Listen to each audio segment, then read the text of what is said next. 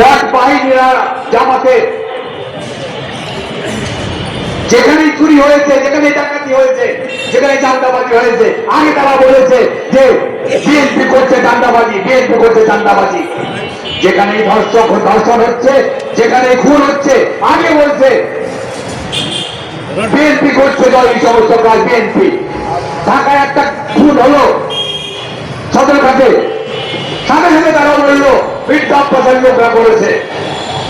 পরে দেখা গেল এটা একটা ঘরোয়া ব্যাপার, জমি জমা নিয়ে একটা ব্যাপার। বন্ধুরা,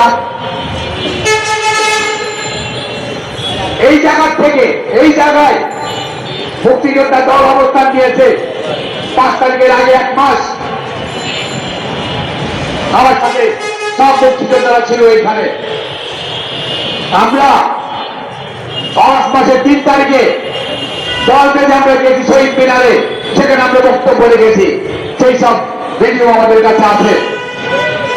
আমরা নিজেদেরকে বিএনপি হিসাবে বা জাতীয়তাবাদী মুক্তিযোদ্ধা দল হিসাবে দেখাই নাই। তার কারণ বিএনপির কোন স্পর্শ থাকতো গায়ের মধ্যে, যে বিএনপি করে না, তাহলে গুলি মারত আমাদেরকে। কিন্তু 17টা বছর বিএনপি রাজপথে থেকে আওয়ামী লীগের সাথে মোকাবিলা করেছে সমানে সমানে। আওয়ামী লীগের ছিল আর্মি, আওয়ামী লীগের ছিল পুলিশ, আওয়ামী লীগের ছিল বিজেপি, আওয়ামী লীগের ছিল হেলমেট বাহিনী। কোনো কিছু ছাড়া খালি দলের শক্তি দিয়ে বিএনপি তাদের সাথে মোকাবিলা করেছে। যে কোনো কারণে হোক 5 তারিখে শেখ হাসিনা পালিয়েছে, আওয়ামী লীগ পালিয়েছে। আর ওরা সবসময় পালায়। ওরা 71-এ পালিয়েছে, যুদ্ধ করে নাই। কলকাতায় অলিগলির মধ্যে বংশ বৃদ্ধি করেছে। তারা 75-এ পালিয়েছে, আবার 2024-এ পালিয়েছে। ওরা পালানোর পর আমরা যে 17 বছর সমানে সমানে যুদ্ধ করলাম, ওরা চলে গেল, মাঠ খালে ছিল। কাদের আপনার মনে হয় এই মাঠ দখল করা উচিত ছিল? কাদের? বিএনপির।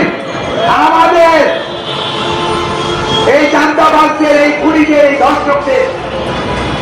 কিন্তু আমরা তা করি নাই, আমরা তা করি নাই। আমরা সংযম দেখিয়েছি, আমাদের দলের কথা শুনেছি। প্রত্যেকবার সরকার বদল হলে খুনিরা ঘাট দখল করে, পরিবহন শ্রমিকরা ওই মিরপুর, সাইদাবাদ, মহাখালী দখল করে, আর মুক্তিযোদ্ধারা দখল করে সংসদ। আমরা তা কিচ্ছু করি নাই, আমরা চুপ করে বসে রয়েছি। এইটা ভুল হয়েছে, এইটা ভুল হয়েছে। আমরা যদি সব দখল করে নিতাম, তারপরে জাতীয় সরকার গঠন করতাম, করে বলতাম তুমি আসো, তুমি আসো, তুমি আসো। আমরা 80% রেখে 20% আমরা ভাগ করে দিতাম। সব আমাদের করতে থাকতো। আমাদের এই টাইম সময়টা পেয়ে, এই ইউনুস সরকারের সাপোর্ট পেয়ে এনসিপি বাজালো, আর জামাতের এই বট বাহিনী আমাদেরকে চাঁদাবাজ বানিয়ে দিল। আমরা অনেক ভাগ্যবান যে আমরা 71-এ আমরা মেজর জিয়াকে পেয়েছিলাম, 75-এ আমরা মেজর জিয়াকে পেয়েছিলাম, 81-তে আমরা আমাদের প্রান্তীয় নেত্রী বেগম খালেদা জিয়াকে পেয়েছিলাম। আমরা ভাগ্যবান এই জন্য, আমরা ভাগ্যবান এই জন্য যে আমরা এখন গত 17 বছর দেশের বাইরে থেকে তারেক রহমান, মেজর জিয়া এবং ম্যাডাম খালেদা জিয়ার সুযোগ্য পুত্র আমাদেরকে নেতৃত্ব দিচ্ছে। এখন সে আর তরুণ নাই, এখন সে ম্যাচিওর একটা পলিটিশিয়ান। যে ইশতেহার সে কালকে পাস করেছে তার মধ্যে এত গুরুত্বপূর্ণ জিনিস আছে যে 12 তারিখে ইনশাআল্লাহ আমরা 200 এবং 200 বেশি সিট দিয়ে আমরা সরকার গঠন করব।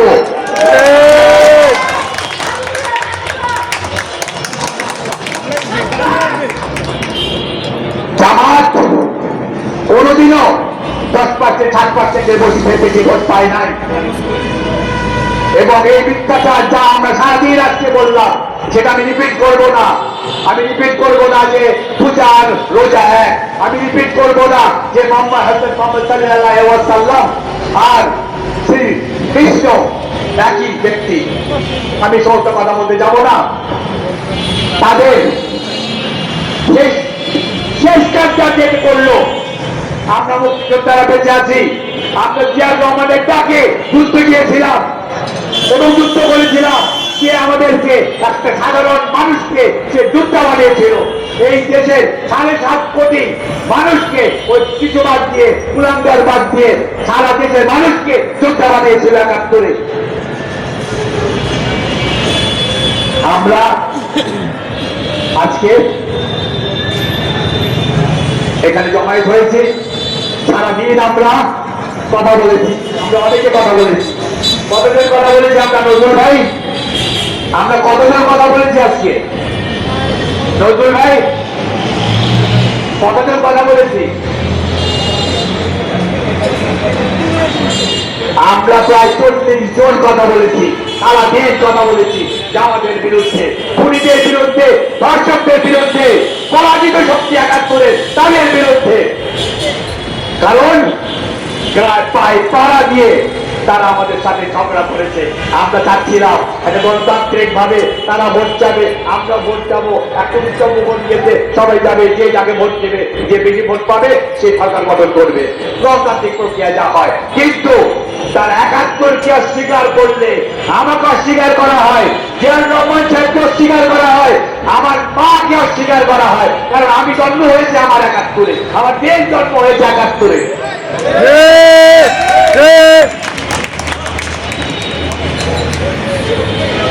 12 তারিখে